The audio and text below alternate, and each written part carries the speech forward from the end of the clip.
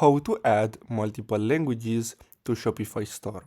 So basically, you're gonna have to install an app, which is this one right here. So let me show you. So you're gonna have to simply install it. So let's see where it is. So we have here the importer, and so it's not here. So let's go to the Shopify App Store, and then you're gonna have to simply search for translator. So let's click on translate, and then you're gonna have to click on this one here, Shopify Translate and Adapt, and click on install. So this is free. This is from the Shopify developer, so it's one of the best apps out there, and as I said earlier, it's completely free.